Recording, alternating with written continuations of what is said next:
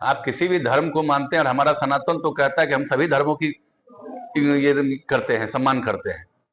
फिर ये कहां से सनातन में आ गया कि सनातन में हमको कोई बता दे बृहस्पति और रविवार को कोई खिचड़ी खिलाता है? तुम लोगों के पास वीडियो है, मंदिर में जाके आप पूजा कर रहे थे और हनुमान चालीसा उसी तरह से पढ़ा जाता है। हनुमान चालीसा आपको भी पढ़ने आता है ना? पढ़िए जरा, हम भी देखें कैसे पढ़ते हैं आप। उस तरह से पढ़ते हैं। वो हनुमान चालीसा पढ़ना कम, आडंबर दिखाना ज्यादा हुआ। नमस्कार, आप देख रहे हैं न्यूज फॉर नेशन और मैं स्वाति पांडे आपके साथ। जमुई में सांप्रदायिक हिंसा के बाद अब मंत्री सुमित सिंह का बयान सामने आया है। उन्होंने कहा है कि 2017 में जो हिंसा हुई थी उससे हमने सीख ली है और ऐसी हिंसा अब जमुई में या बिहार में कहीं भी कभी भी नहीं होगी। वो जो हिंसा जमुई में की गई थी वो हिंसा सोची समझी साजिश थी, सोची समझी किसी की चाल थी, रणनीति थी, जिसके वजह से वहां पे सांप्रदायिक दंगा भड़का और सांप्रदायिक माहौल खराब हुआ है।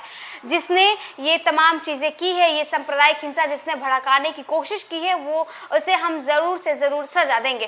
दरअसल खबर आती है बीते दिनों की, जहां जमुई में अचानक से देर रात पत्थरबाजी होने लगती है। हनुमान चालीसा को लेकर के ये तमाम जो बवाल है जमुई में वो खड़ा हो जाता है।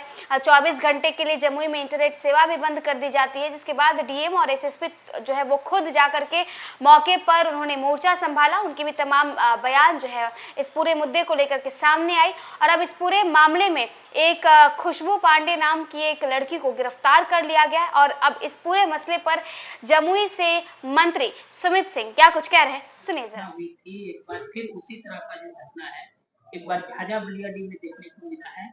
क्या लगता है इसमें बड़ी पैमाने पर कार्रवाई भी हुई है क्या, और किस रूप में इसका देखिए, जो घटना एक बार बीत चुकी थी 2017 में, उससे हम लोगों ने सबक लिया है और वैसी कोई घटना अब हम लोग दोबारा उसकी पुनरावृत्ति नहीं होने देंगे जमुई में। अभी आपने देखा हुआ कि कुछ बलियाडी में कुछ असामाजिक तत्व, जिनको मैं स्पष्ट शब्दों में कहता हूं कि असामाजिक तत्वों ने जाके वहां पे ये जिस तरह से बरगलाया है, उकसाया है लोगों को, वो नहीं होना चाहिए था। आप किसी भी धर्म को मानते हैं और हमारा सनातन तो कहता है कि हम सभी धर्मों की ये करते हैं, सम्मान करते हैं। फिर ये कहां से सनातन में आ गया कि सनातन में हमको कोई बता दे बृहस्पति और रविवार को कोई खिचड़ी खिलाता है? ये शनिवार और मंगलवार का इसलिए दिन तय है। हनुमान जी का हमसे बड़ा भक्त तो नहीं हो सकता। आप हमको देख लें, हनुमान जी के साथ चलें, कितनी भक्ति आपको आती है, हम देखें जरा। तो क्या लगता है सोची समझी साजिश? बिल्कुल, ये सुनियोजित ढंग से ये सोची समझी साजिश है और इस तरह की घटना से बचना चाहिए। ये सस्ती लोकप्रियता के लिए हमें ये काम नहीं करना चाहिए। ये सस्ती लोकप्रियता है और ये सस्ती लोकप्रियता के लिए लोगों को इससे दूर रहना चाहिए। और ऐसे अगर जो भी सस्ती लोकप्रियता के लिए अगर इस तरह से कोई गिरा हुआ काम करते हैं, उन पर अविलंब कार्रवाई होगी और कार्रवाई हो रही है। मंदिर में पूजा अर्चना करना क्या गलत था? कहाँ गलत है? हम कहाँ कह रहे हैं गलत कर रहे हैं? मंदिर में पूजा अर्चना गलत है, मस्जिद में नमाज पढ़ना कहाँ गलत है? लेकिन उसका एक तरीका होता है ना। आप मंदिर में तो जाके पूजा नहीं कर रहे थे, हम लोगों के पास वीडियो है। मंदिर में जाके आप पूजा कर रहे थे और हनुमान चालीसा उसी तरह से पढ़ा जाता है। हनुमान चालीसा आपको भी पढ़ने आता है ना? पढ़िए जरा, हम भी देखें कैसे पढ़ते हैं आप। उस तरह से पढ़ते हैं। वो हनुमान चालीसा पढ़ना कम, आडंबर दिखाना ज्यादा हुआ। जम्मूवासियों को क्या कहेंगे आप? सांप्रदायिक सौहार्द को बनाए रखें और इस तरह के माहौल से और इस तरह के जो तत्व हैं इनसे बचाइए अपने आप को। भेड़ चाल में नहीं चलना है हम लोगों को। हम लोगों को यहाँ पे जो सांप्रदायिक सौहार्द है, इस सौहार्द को हम लोग को बचा के रखना है। और इस तरह की बातों को लोग सुनाते हैं, बरगलाते हैं। कहाँ पे आपके साथ इस तरह का, आप भी पत्रकार हैं, आप तो जाते हैं, कहाँ आपके साथ कोई दुर्व्यवहार हुआ? कहीं मुस्लिम मोहल्ले में आपके साथ कोई दुर्व्यवहार हुआ है क्या?